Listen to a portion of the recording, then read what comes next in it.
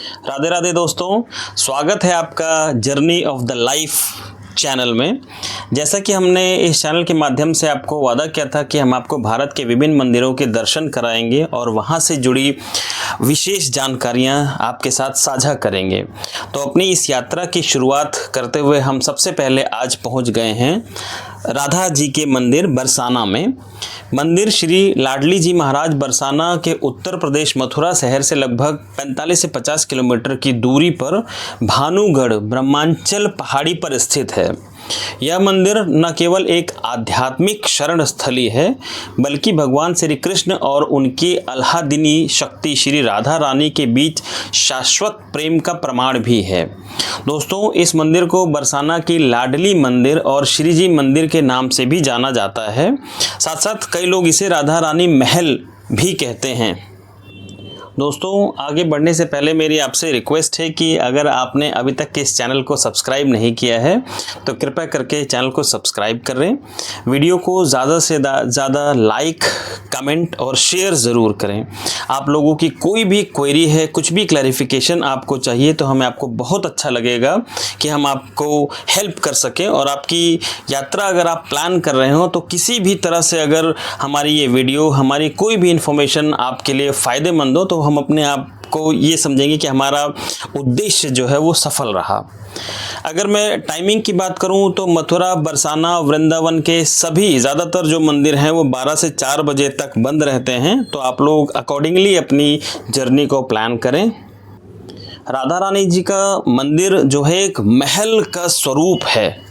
महल स्वरूप आपको ये मंदिर देखने को मिलेगा। और क्योंकि ये काफ़ी ऊंचाई पर स्थित है तो यहाँ अगर आप खड़े होकर शहर का चारों तरफ एक नज़ारा देखने की कोशिश करेंगे तो बहुत ही खूबसूरत नज़ारा आप कह सकते हो कि पूरे बरसाना सिटी का आपको यहाँ से दिखाई देगा, जो कि आपके मन को मोहने के लिए मुझे लगता है कि काफ़ी है।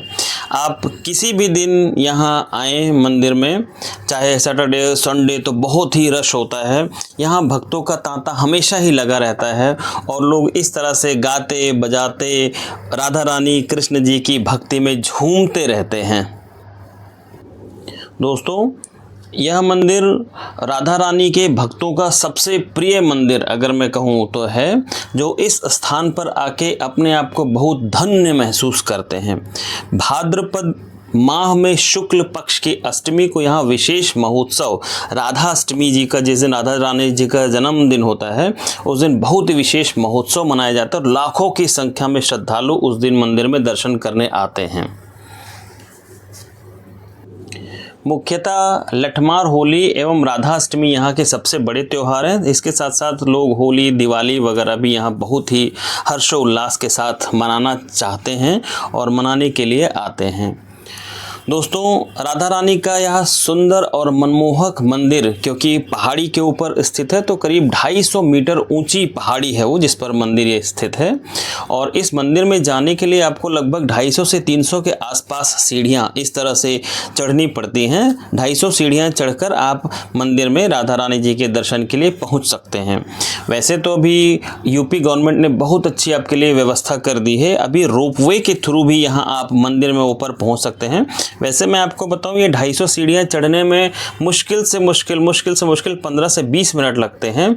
और क्योंकि हर्षोल्लास का ऐसा माहौल होता है कि आपको बिल्कुल भी थकान और किसी भी तरीके का टायर्डनेस या दर्द, पेन कुछ भी फील नहीं होता है। फिर भी अगर आप चाहें तो रोपवे के थ्रू भी मंदिर पहाड़ी तक पहुंचा जा सकता है और मंदिर के दर्शन की जा सकते हैं। रोपवे की अगर मैं बात करूं तो इसका टाइमिंग सुबह 8 से शाम को 9 बजे तक होता है। और एक तरफ अगर आप जाना चाहते हैं तो इसकी कॉस्ट आपको लगभग 60 रुपये पड़ेगी। वहीं अगर आप राउंड ट्रिप का टिकट लेते हैं तो आपको 100 रुपये में सिर्फ आपका आना जाना दोनों हो सकता है। आप इस तरह सीढ़ियों पर चढ़ते जाएं और राधा राधा राधा राधा का नाम जपते जाएं। आपको पता भी नहीं चलेगा कि कब ये 250 सीढ़ियां ख़त्म हो जाएंगी। दोस्तों, साथ साथ मैं फिर आपसे एक बार रिक्वेस्ट करना चाहूँगा कि अगर आपने अभी तक चैनल को सब्सक्राइब नहीं किया है तो कृपया करके चैनल को सब्सक्राइब करें और हमें सपोर्ट करें। ताकि होगा क्या कि इसके बाद जिस किसी भी मंदिर का वीडियो आएगा आप तक सबसे पहले पहुँच जाए, हमारी ये इच्छा है। और इसके अलावा भी आप किसी भी मंदिर के बारे में कुछ कुछ जानकारी चाहते हो किस तरह से वहाँ पहुँचना है, किस तरह से आना जाना, दर्शन टाइमिंग, तो मैंने कहा ना कि हमें आपको बहुत खुशी होगी उसकी जानकारी देने के लिए। जब आप सीढ़ियों से चढ़ते हुए मंदिर में दर्शन की तरफ आगे बढ़ेंगे तो आपको बहुत सारे छोटे छोटे जैसे ये आप देख रहे होंगे राधा कृष्ण जी का मंदिर है।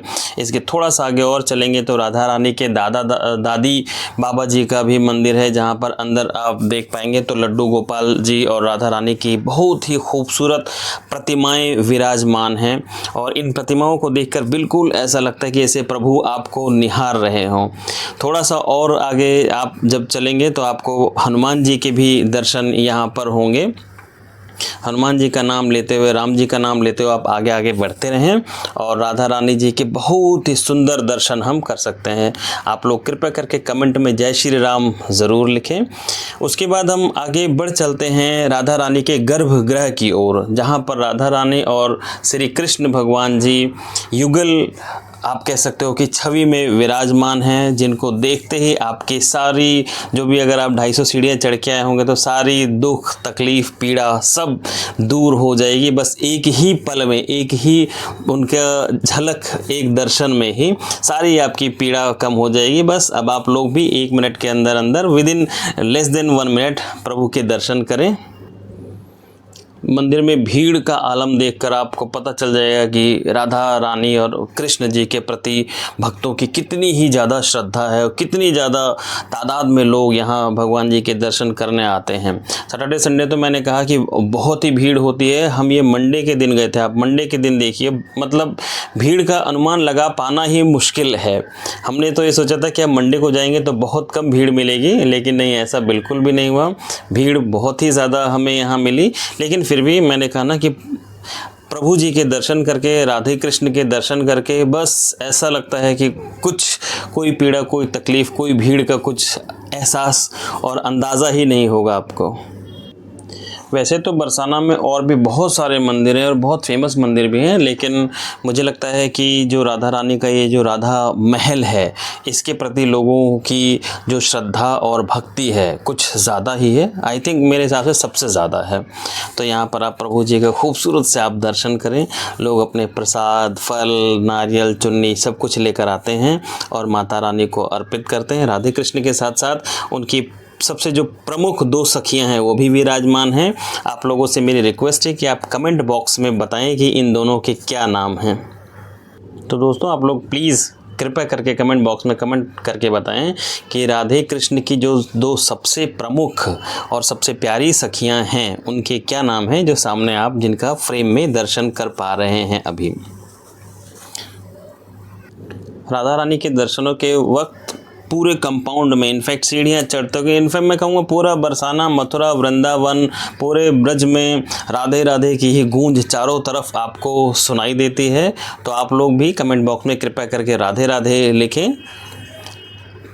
मंदिर में ऊपर जाते वक्त या नीचे आते वक्त दोनों तरफ, दोनों जब डायरेक्शन में आप देखेंगे तो विभिन्न बहुत सारी इस तरह की दुकानें हैं, जहां से आप अपने घर के लिए राधा रानी जी की पोशाक, कृष्ण जी की पोशाक, तुलसी की माला, धूप बत्ती, अगरबत्ती, उनका इत्र और बहुत सारे सामान जो है वो अपने घर के लिए पूजा पाठ के लिए लेकर जा सकते हैं। और बहुत ही आप कह सकते हो कि मैं तो कहूँगा कि आप वहाँ से जो चीज़ भी लेकर आते हो ऐसा लगता है कि बिल्कुल प्रसाद ही आपके घर में आता है। हमने यहाँ से अपने घर के लिए इत्र और प्रभु जी की एक पोशाक ली ताकि हम उनको घर पे आके पहना सकें और बता सकें कि प्रभु ये बरसाने से आया है।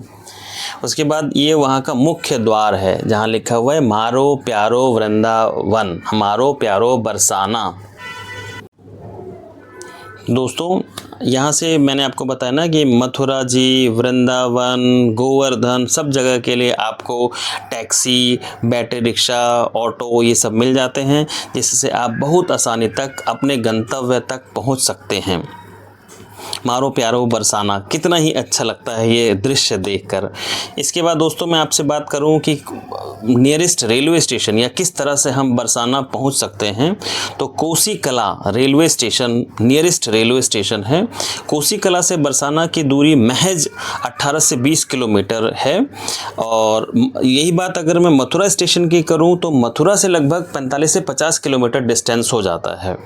कोसी कला में क्या है कि ज़्यादा सारी ट्रेनों का स्टॉपेज नहीं होता, फिर भी काफ़ी ट्रेनों का स्टॉपेज है, ऐसी बात नहीं है। लेकिन मथुरा में ये मान लीजिए 99.9% ट्रेन का स्टॉपेज मथुरा में होता है।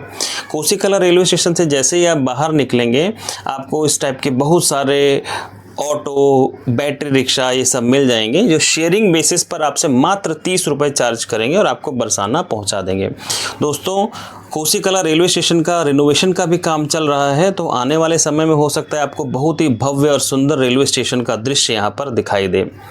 यहाँ से आप अपनी यात्रा बरसाना के लिए शुरू कर सकते हैं। आप चाहें तो आप सेपरेट ऑटो भी बुक कर सकते हैं। सेपरेट अगर बुक करेंगे तो लगभग 250 से 300 रुपये आपसे चार्ज करेगा और शेयरिंग सिर्फ 30 रुपये आपसे लेगा। यहाँ से लगभग आधे घंटे का समय आपको लगेगा और आप बरसाना पहुँच जाएंगे। तो जब आप कोसी कला से निकलेंगे तो रास्ते में पहले नंदगांव आता है, उसके बाद बरसाना आता है। तो आप चाहें तो आपकी यात्रा को इस तरह से भी प्लान कर सकते हैं कि पहले नंदगांव जी के दर्शन करें, नंद बाबा जी के भवन के, फिर बरसाने चले जाएं। तो इसके साथ मैं अपनी यात्रा को यहीं फ़िलहाल विराम देता हूं। आप सबसे हाथ जोड़कर रिक्वेस्ट है कि कृपया करके चैनल को सब्सक्राइब करें, वीडियो को लाइक, कमेंट, शेयर ज़रूर करें और कुछ भी जानकारी चाहिए तो कृपया करके हमें कमेंट बॉक्स में कनेक्ट करें। मुझे आपको कोई भी जानकारी देने में बहुत खुशी होगी। आप लोग कृपया करके राधे राधे ज़रूर कमेंट बॉक्स में लिखें और राधे का नाम लेते हुए अपनी यात्रा का आरंभ करें और माता रानी के दर्शन करके उनके एक तरह से आशीर्वाद का फल प्राप्त करें। राधे राधे।